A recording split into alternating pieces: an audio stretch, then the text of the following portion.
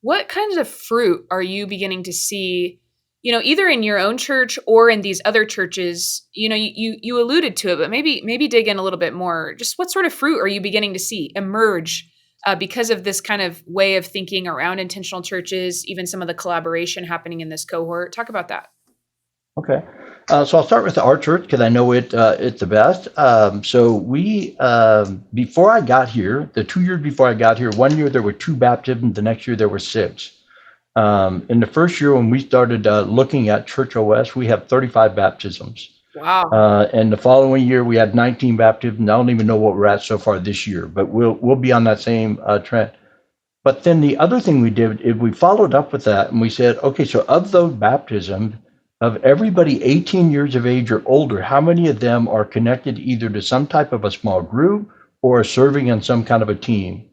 And other than a group of 4 people that just got baptized in the last 6 weeks, all of them but 2. So the nice thing is we're not just seeing that reaching of the one, but we're immediately doing everything we can to engage them in the discipleship process. So for a couple of the other churches, one of them set up a team just to kind of walk through their building and just kind of say, hey, have a one awareness filter and just look at everything.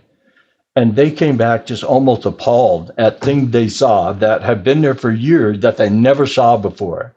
And so one of them saw something in the area where they do weddings, and it's like, I would never want to be married in that space with that for my wedding backdrop. Yes. And it wasn't seen as that. It wasn't looked at through that lens.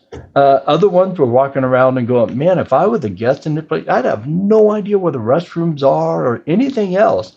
And so, again, just taking that one awareness filter has caused them to see things, to become aware of things. Every one of the churches in the cohort had done some work on their engagement pathway, and they all are experiencing different levels of success. I would say for us, we've done something for 3 or 4 months and it's working, and then all of a sudden we just find that's not working. It's like, okay, we got to shift again. And so I would love to say that that's one of those things that we get to solve once and it's just set for the rest of our life of our church. But it's not. It's that thing of constantly looking at the data and just going, okay, what steps are working and where are the gaps? Where are the things falling apart?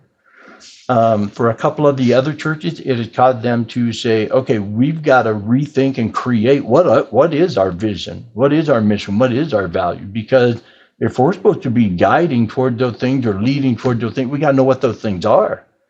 I can't tell you what highway to hop on if I don't know what city at least that we're headed to, just pick any one of them and just take it, kind of a thing.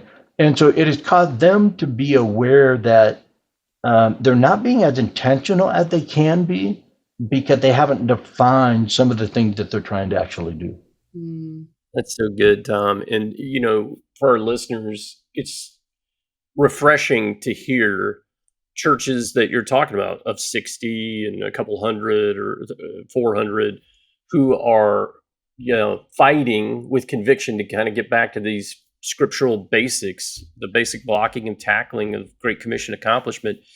And they're getting results, which they're moving the ball. And so I want to transition kind of this question that you maybe be a little bit of an advisor for our listeners. And if you were thinking about just really a few practical things, if some of our listeners are in a church where they're having to think about kind of new culture, revitalization a little bit, focusing back on reaching people far from God, what would be a couple things that you would recommend that they start with or think through first that might help them get on this road?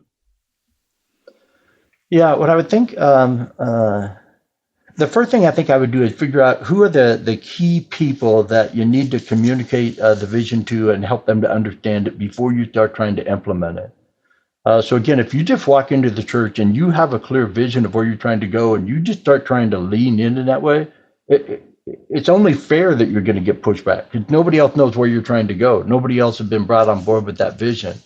So I think one of the key things is before you start implementing a lot of change, help your people, your key leaders, your influencers, even if they're not in a positional of authority, if they're influencers, help them to see where you're trying to go so that they can help bring other people along with you. And then what I would say is you've got to just decide where you're going to start. I think sometimes it's like we walk into the garage, and the garage is just a total wreck. And we need to go in and organize it. We need to throw half of it away. And we look at it and we just go, man, I don't even know where to start.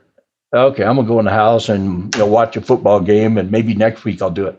At some point, you got to just say, okay, we're going to start somewhere, and you just start going to work on things.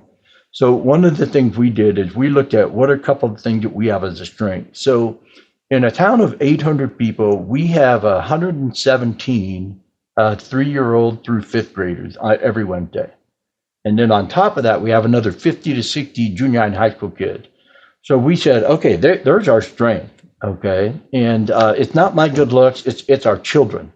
And so we just said, all right, let's build on that.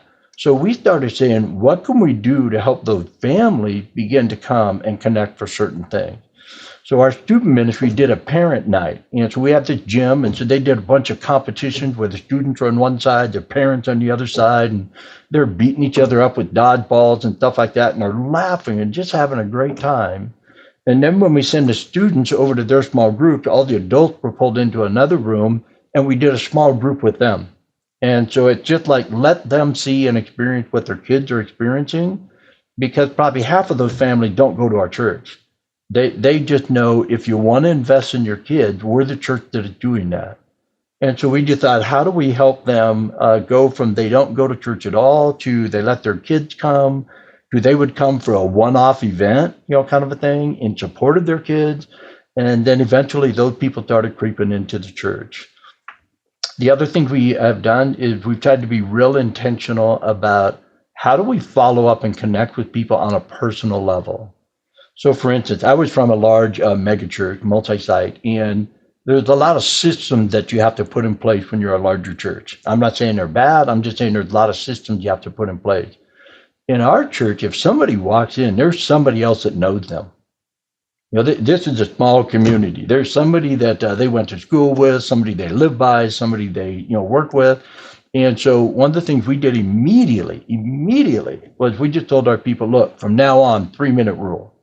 And everybody looks at me like, what in the world is a 3-minute rule?